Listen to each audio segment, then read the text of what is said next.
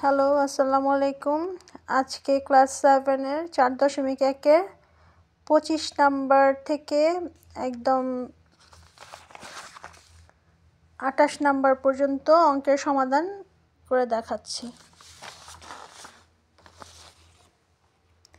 প্রথম 25 নাম্বার, এর আগের ভিডিওগুলোতে অন্যান্য অঙ্ক দেওয়া আছে।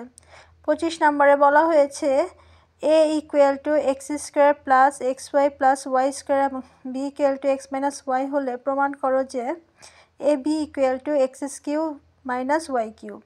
এটাও কিন্তু একটা সূত্র আসবে চলে। তাহলে প্রথমে আমরা লিখব দেওয়া আছে পরে এ ইকুয়াল টু এত, বি ইকুয়াল টু যা আছে তাই লিখব। তারপরে লিখব প্রমাণ করতে হবে যে a b equal to x cube minus y cube. তাহলে লেফট হ্যান্ড সাইডে আগে লিখব, এই লেফট হ্যান্ড সাইডটা আগে লিখব।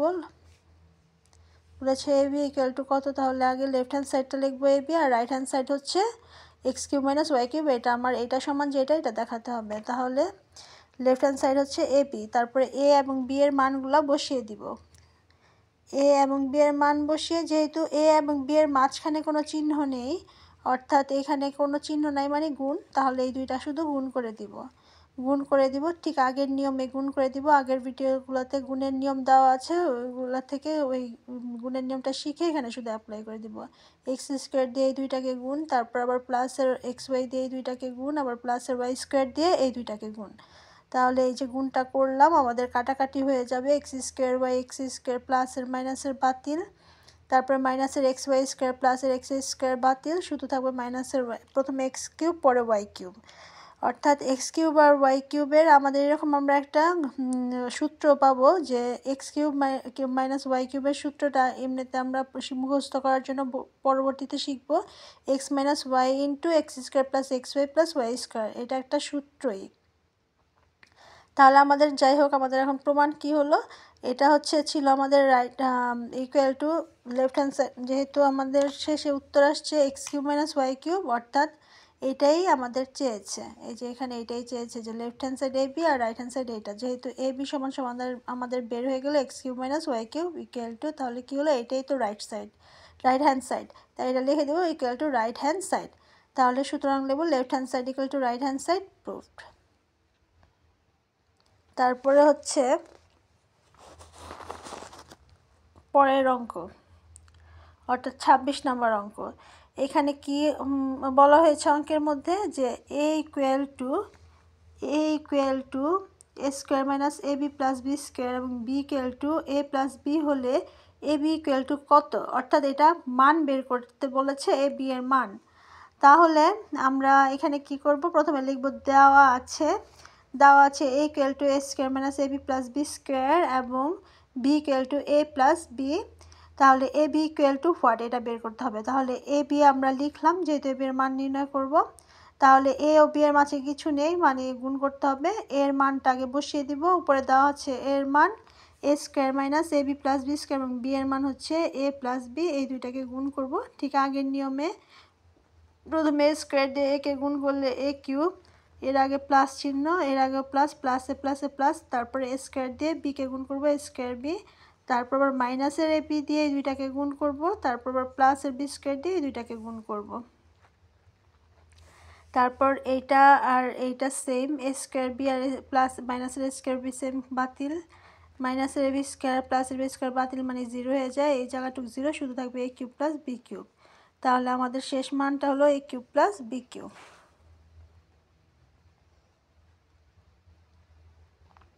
26 নম্বর অঙ্ক শেষ।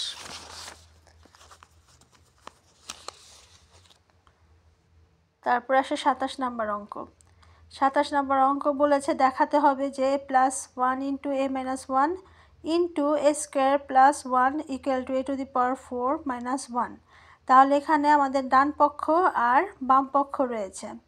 তাহলে এটা হচ্ছে লেফট হ্যান্ড সাইড আর এটা হচ্ছে রাইট হ্যান্ড সাইড। আগে আমরা লেফট হ্যান্ড সাইডটা করব। লেফট হ্যান্ড সাইডটা তুললাম। এই ক্ষেত্রে এইটা ইন্টু এটা যেহেতু তিনটা গুণ করতে হবে, আগে আমরা এই দুইটাকে গুণ করব, তারপরে এর সাথে আবার এটাকে গুণ করব। তাহলে এই দুইটাকে গুণ করতে হলে এ দিয়ে এই দুইটাকে প্রথমে গুণ করতে হবে, আবার প্লাসের 1 দিয়ে তারপরে এই দুইটাকে গুণ করতে হবে।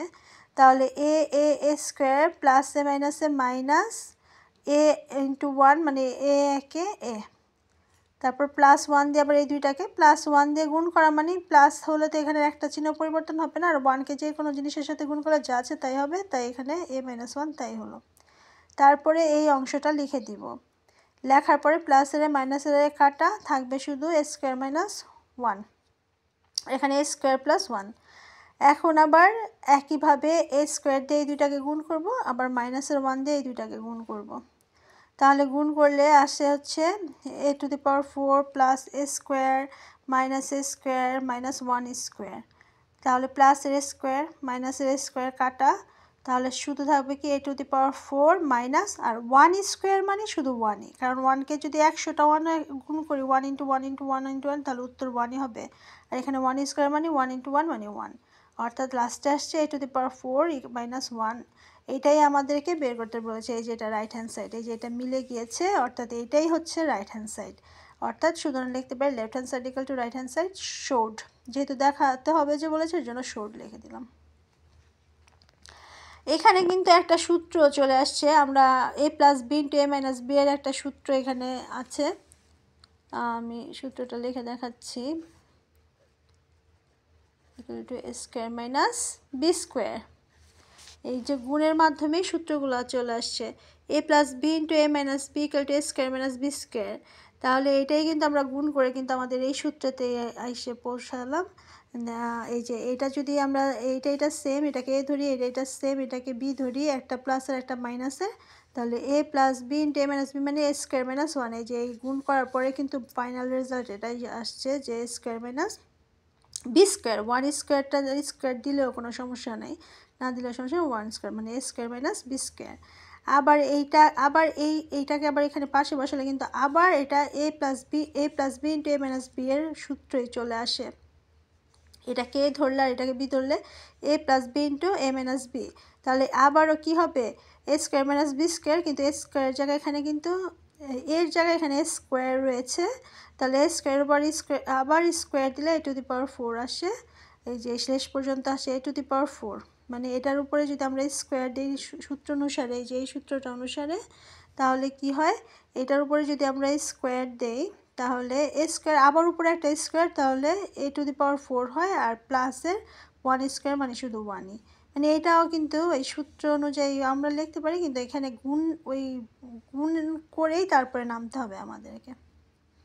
যা বললাম আর কি, এখানে এ plus b into a minus b এর সূত্রটাও অ্যাপ্লাই হয়। এই হলো আমাদের 27 নম্বর অঙ্ক। তারপরে 28 নম্বর অঙ্কতে আছে, দেখাতে হবে যে x plus y into x minus y into x square plus y square equal to x to the power 4 minus y to the power 4। ঠিক আগের মতোই, আগে আমরা লেফট হ্যান্ড সাইডটা তুলব, এক্স প্লাস ওয়াই এই পুরাটা লেফট হ্যান্ড সাইড তুলব, তারপরে আগে প্রথম অংশ দুইটাকে গুণ করব, এই যে গুণ করলাম, আর এটা এইভাবেই রেখে দিব। তারপরে এই মাইনাসের এক্স ওয়াই প্লাসের এক্স ওয়াই কাটা, তারপর লিখে নিব x square minus y square, যা আছে শুধু এই দুইটা লিখবো, আর এই যে এটা আছে এটা লিখবো।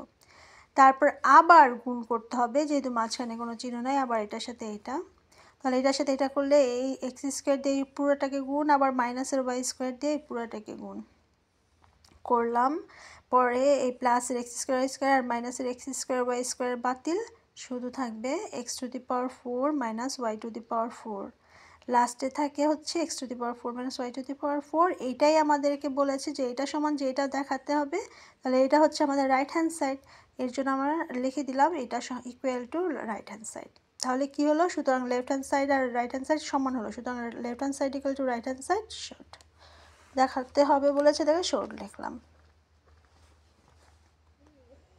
আর গুণের নিয়ম আমি খুব ভালোভাবেই এর আগের ভিডিওগুলোতে শিখিয়েছিলাম, এর জন্য আজকে গুণটা আর ভেঙে ভেঙে করালাম না।